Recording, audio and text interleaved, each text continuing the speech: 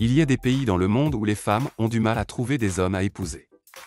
Dans certains pays, en raison de la pénurie d'hommes, les femmes ont recours à des méthodes très inhabituelles pour trouver un mari.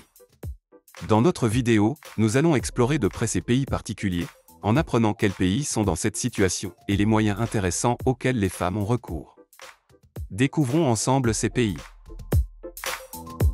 1. L'Ukraine. Avec une population de 38 millions d'habitants, l'Ukraine est l'un des pays confrontés à une pénurie d'hommes. À travers tout le pays, la population féminine dépasse largement la population masculine. La ville de Lviv, située dans l'ouest de l'Ukraine, illustre bien ce déséquilibre, avec 85% de sa population composée de femmes. Il est extrêmement difficile de rencontrer un homme en marchant dans la rue. Cette situation est principalement due au taux de natalité élevé des petites filles dans tout le pays. De plus, la population masculine de l'Ukraine a diminué en raison de la guerre et des difficultés économiques.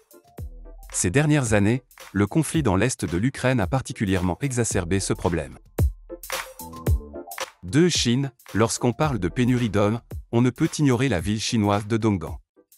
Dans cette ville, les femmes se disputent les hommes car la population féminine dépasse largement la population masculine. Ce déséquilibre démographique a d'abord remis en question la monogamie, avant de normaliser la pratique des hommes ayant des relations avec plus d'une femme. En raison de la difficulté à trouver un partenaire, les femmes ont commencé à partager volontiers le même homme. Les recherches indiquent également que de telles relations sont courantes en ville et renforcent les amitiés entre femmes sur le lieu de travail. Bien qu'elles puissent sembler inhabituelles de l'extérieur, elles sont devenues tout à fait communes et acceptées par les habitants de Dongguan. Dans cette ville fascinante, la polygamie est considérée comme une norme sociale qui renforce la solidarité entre les femmes. Que pensez-vous de la normalisation d'une telle situation ? 3. Russie. En Russie, le déclin de la population masculine après la Seconde Guerre mondiale et la courte espérance de vie des hommes due à une forte consommation d'alcool ont entraîné un déséquilibre entre les sexes dans le pays. Avec un ratio de 1163 femmes pour 1000 hommes, le déséquilibre entre les sexes est tout à fait évident. Cette tendance est particulièrement prononcée dans la capitale, Moscou, où la population féminine dépasse la population masculine de 1,2 million de personnes, un record. Par conséquent, les femmes ont commencé à émigrer à l'étranger pour y construire leur vie.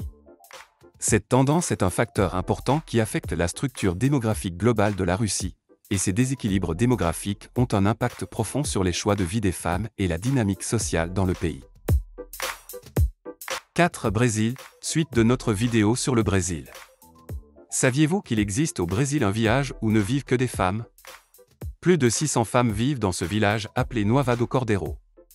L'âge moyen des femmes du village est inférieur à 35 ans et la plupart d'entre elles sont mariées, mais leurs maris ne sont pas autorisés à vivre dans le village.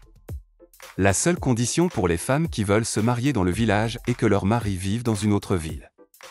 De plus, les garçons de plus de 18 ans ne sont pas autorisés à résider dans le village, et les maris ne peuvent y entrer que le week-end. Les habitantes de Nova do Cordeiro disent que ces règles les empêchent de se marier librement. Cependant, elles pensent qu'il existe des hommes qui s'adapteront à ces conditions, et elles les attendent. Bien sûr, les hommes qui souhaitent épouser des femmes du village doivent se conformer à ces règles. Les habitantes du village expriment leur amour pour leur maison et leur réticence à partir pour se marier. Elles affirment également que la vie est bien meilleure sans les hommes. Alors, qui pourrait vouloir épouser des femmes de ce village ?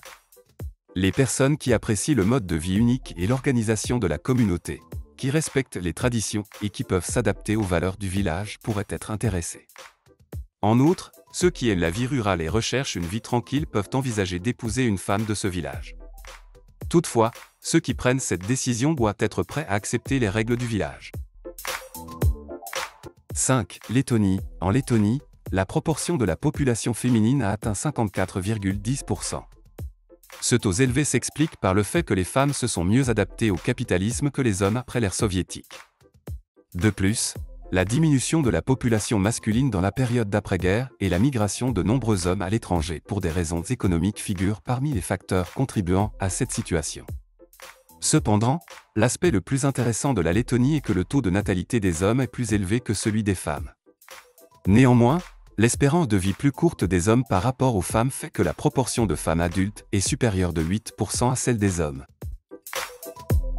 6. Australie. En Australie, la pénurie d'hommes devient un problème important. Dans 6 des 8 États du pays, la population féminine dépasse la population masculine de 100 000 personnes. La Tasmanie et le Victoria sont des régions où la pénurie d'hommes est particulièrement évidente. Des recherches récentes indiquent qu'alors que le taux de natalité des petites filles augmente rapidement, les femmes âgées de 20 à 35 ans ont eu des difficultés à trouver des compagnons masculins au cours des 2 dernières années. La principale raison de cette pénurie d'hommes est que beaucoup d'entre eux ont émigré à la recherche d'un emploi. Cette situation a incité les femmes à explorer différentes solutions. Par exemple, les femmes vivant dans les grandes villes ont commencé à s'intéresser aux zones rurales où les hommes sont plus nombreux. Certaines femmes se sont tournées vers des agences de rencontres et ont même voyagé en bus dans les provinces rurales à la recherche de partenaires convenables. Cette approche innovante reflète une réponse créative aux défis posés par la recherche d'un partenaire dans le pays et souligne la détermination des femmes à façonner leur propre parcours de vie. 7. L'Arménie. L'Arménie est confrontée à des déséquilibres démographiques, notamment une baisse de la population masculine et une augmentation de la population féminine due aux effets des guerres passées.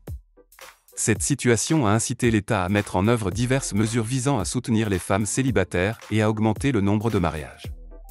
En Arménie, la norme sociale veut que les hommes épousent plus d'une femme, mais cette pratique fait peser un lourd fardeau sur les femmes. La diminution de la population masculine a conduit les femmes à assumer de plus grandes responsabilités au sein des familles et de la société. Pour faire face à ce changement démographique, l'État a lancé des projets d'aide aux femmes célibataires.